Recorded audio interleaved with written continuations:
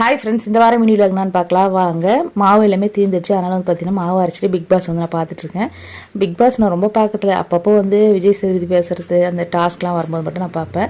அதுக்கப்புறம் வந்து பார்த்தீங்கன்னா இன்றைக்கி வந்து சூப்பரான ஒரு ரெசிபி அவங்க கூட ஷேர் பண்ணலான்னு இருக்கேன். ஆல்ரெடி நான் ஷேர் பண்ணியிருக்கேன். நீங்கள் வந்து பார்க்கலன்னா ப்ளே பட்டன் மாதிரி கொடுக்குறேன் பாருங்கள். இதுவும் வந்து பார்த்தீங்கன்னா கொஞ்சம் சிம்பிளான வேலை தான் நான் பண்ணிகிட்ருக்கேன். சிக்கன் 65 மேரினேட் பண்ணி அதை வந்து பொரிச்சிட்ருக்கேன்.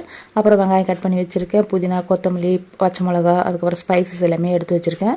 அதுக்கு தேவையான மிளகாத்தூள் எல்லாமே எடுத்து கையோடு வச்சுட்டேன். ஒரு பாத்திரத்தில் வந்து பார்த்தீங்கன்னா நான் வந்து சிக்கன் 65 பிரியாணி தான் பண்ண போகிறேன். ரைஸ் வந்து தண்ணியில் வந்து போட்டுட்டு வேகட்டோட ஒரு பக்கம் வச்சுருக்கேன். 65 பொரிச்ச எண்ணெயை வந்து ஒரு பாத்திரத்தில் ஊற்றி ஸ்பைஸ் எல்லாமே சேர்த்து வெங்காயம் சேர்த்து கொஞ்சமாக கலருக்காக வந்து பார்த்திங்கன்னா காஷ்மீரி சில்லி சேர்த்து அதையும் நல்லா வதங்கினதுக்கப்புறமா வந்து பார்த்திங்கன்னா உப்பு கொஞ்சம் போட்டுக்குங்க. அப்போ சீக்கிரமாக வதங்கினா அதுக்கப்புறம் தக்காளி, புதினா, கொத்தமல்லி, பச்சை மிளகாய், இஞ்சி பூண்டு பேஸ்ட்டு எல்லாத்தையும் சேர்த்து கொஞ்சமாக வந்து கார மிளகாத்தூள், அதாவது காரமாக இருக்கும் பார்த்தீங்கன்னா அது கொஞ்சம் போடுங்க. அதுக்கப்புறம் உப்பு சேர்த்துக்குங்க. ஏன்னா நம்ம ரைஸ்லேயும் உப்பு போட்டிருப்போம், சிக்கன் 65லேயும் உப்பு போட்டிருப்போம்.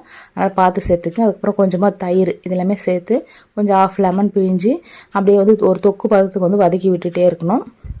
நல்லா வதங்கினதுக்கப்புறமா வந்து பார்த்தீங்கன்னா நீங்கள் பொரிச்சு வச்சுருக்க சிக்கன் வந்து இதில் சேர்த்துக்கலாம். நான் வந்து பாதி சிக்கன் சேர்த்துட்டு பாதி வந்து பார்த்தீங்கன்னா அப்படியே 65 மாதிரியே இருக்கணும். ஏன்னா இந்த தொக்குல சேரும்போது வந்து பார்த்தீங்கன்னா அது கொஞ்சம் வந்து சாஃப்டாக இல்லாமல், அதாவது கிறிஸ்பியாக இல்லாமல் ஒரு மாதிரி கிரேவியில் இருந்தால் எப்படி இருக்கும் அந்த மாதிரி இருக்கும். ஸோ அதனால் வந்து பார்த்தீங்கன்னா பாதி வந்து அந்த மாதிரி வச்சுருக்கேன். பாதி கிரேவி வந்து தனியாக எடுத்து வச்சுட்டேன் பாருங்கள். இப்போ ரைஸ் இந்த பக்கம் வந்து பார்த்தீங்கன்னா வெந்துடுச்சு. அதாவது தண்ணி வந்து வச்சுட்டு நீங்கள் அந்த ஸ்பைசஸ் கொஞ்சம், அதுக்கப்புறம் வந்து பார்த்தீங்கன்னா புதினா, கொத்தமல்லி எல்லாமே சேர்த்து ரைஸ் வந்து ஒரு 75% தான் வந்திருக்கணும், ஃபுல்லாலாம் வேகக்கூடாது.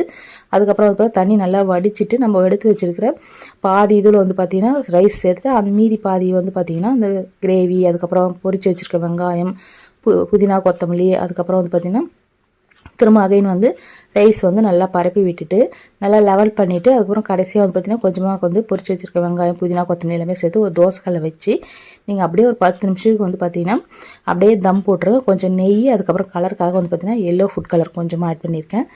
உங்களுக்கு தேவைப்படலாம், நீங்கள் ஆட் பண்ண வேண்டாம். இப்போ வந்து பார்த்திங்கன்னா மூடி போட்டு ஒரு அப்படியே 10 நிமிஷம் விட்டுருவோம். அதுக்கப்புறம் ஒரு 10 நிமிஷம் கழிச்சு ஓப்பன் பண்ணி பார்க்கலாம். நான் எப்பவுமே கையோடு வந்து பார்த்திங்கன்னா சமையல் செய்ய 2-3 சாமான் விழுந்தாலும் டக்கு டக்குன்னு கழுவி வச்சுருவேன். திடீர்னு சவுண்டாக இருக்குன்னு பார்த்தீங்கன்னா மழை வந்து பெஞ்சிட்டு இந்த மழைக்கு நல்ல ரெசிபி தான் நான் பண்ணிகிட்ருக்கேன். அப்புறம் நாளைக்கு தேவையான காய்கறியும் வந்து நான் கட் பண்ணிடுவேன். எப்பவுமே வந்து பார்த்திங்கன்னா சம்டைம்ஸ் வந்து பார்த்திங்கன்னா காலையிலே வந்து கட் பண்ணுவேன், சம்டைம்ஸ் வந்து நைட்டே வந்து கட் பண்ணி வச்சுருவேன். பாருங்கள் எப்படி சூப்பரான உதிரியாக வந்து லேயராக இருக்கும். இது பார்க்கும்போதே சூப்பராக இருக்கும். அப்படியே அந்த சிக்கன் 65 கூட வச்சு சாப்பிடும்போது அவ்வளோ டேஸ்ட்டாக இருந்தது. கண்டிப்பாக நீங்களே ட்ரை பண்ணி பாருங்கள். கொஞ்சமாக தயிர் பச்சடி, அதுக்கப்புறம் முட்டையை வந்து வேக வச்சுருக்கேன். இந்த வீடியோ பிடிச்சினா மறக்காமல் நம்ம சேனல் சப்ஸ்கிரைப் பண்ணுங்கள், லைக் பண்ணுங்கள், ஷேர் பண்ணுங்கள்.